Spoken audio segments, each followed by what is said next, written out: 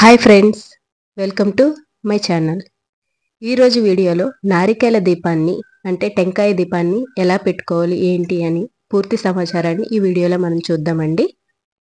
జీవితంలో ఒక్కసారి అయినా కొబ్బరికాయతో ఖచ్చితంగా దీపం వెలిగించాలని పురాణాలు వెల్లడిస్తున్నాయి. మీ ఇంటికి ఎలాంటి కష్టాలు ఉన్నా సరే మీ కష్టాలు అన్నింటినీ గట్టెక్కించేయడానికి దీపం నారికేల దీపం. కుటుంబ సమస్యలు, అనారోగ్య సమస్యలు, డబ్బు సమస్యలు, అప్పుల బాధలు ఇలా ఎలాంటి సమస్యలైనా సరే ఈ నారికేల దీపం వెలిగించి చూడండి. కార్తీక సోమవారం రోజున ఈ నారికేల దీపాన్ని వెలిగిస్తే ఆ పరమేశ్వరుడు అనుగ్రహం వలన ఖచ్చితంగా మీ కష్టాలన్నీ తీరిపోతాయి. మీరు కోరిన కోరికలు నెరవేరుతాయి. నారికేల దీపాన్ని వెలిగించాలి అంటే పాటించవలసిన నియమాలు ఏమిటి అనే విషయం గురించి ఇప్పుడు ఈ వీడియో ద్వారా మనం తెలుసుకుందాం. ముందుగా అందరూ ఈ వీడియో కింద ఓం నమః శివాయ అని చిన్న కామెంట్ చేసి వీడియోని లైక్ చేయండి. దేవతలకే దేవుడైన పరమేశ్వరుడికి 3 కనులు ఉంటాయి. అలాగే కొబ్బరికాయకి కూడా 3 కనులు ఉంటాయి. కాబట్టి పరమేశ్వరుడికి అలాగే కొబ్బరికాయకు చాలా అనుబంధం ఉంటుంది. కాబట్టి కొబ్బరికాయతో త్రిమూర్తులు నివసిస్తారు. సంపదకు దేవత అయిన లక్ష్మీదేవి కూడా కొబ్బరికాయ అంటే చాలా ఇష్టం. 3,000,000 దేవతలకు కూడా కొబ్బరికాయ అంటే చాలా ప్రీతికరమైనది.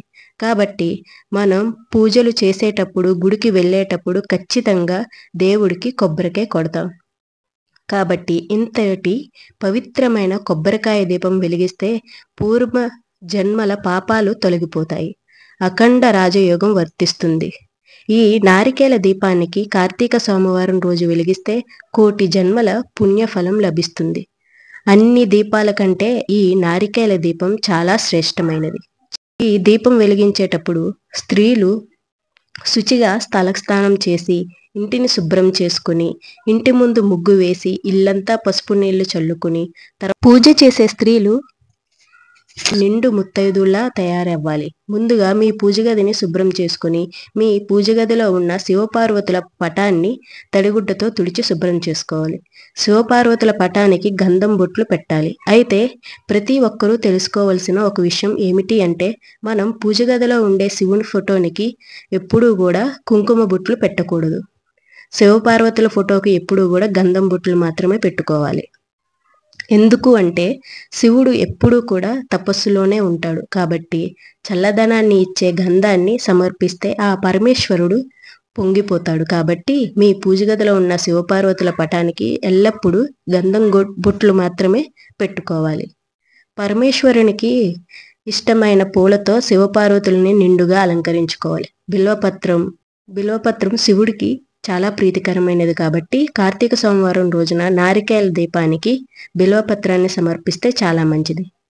రెట్టింపు పుణ్యం లభిస్తుంది. అందులో లేని వాళ్ళు తెల్ల జిల్లేడు పువ్వులు కానీ, గన్నేరు పువ్వులు కానీ, జాజులు కానీ, పారిజాతాలు కానీ, శంకు పుష్పాలతో కానీ పూజనైతే చేసుకోవచ్చు. ఈ నారికేల దీపం వెలిగించిన తరువాత ఓం దారిద్ర దుఃఖ దహనాయ నమః శివాయ అనే మంత్రాన్ని 21 సార్లు చదువుకొని నమస్కారం చేసుకోవాలి.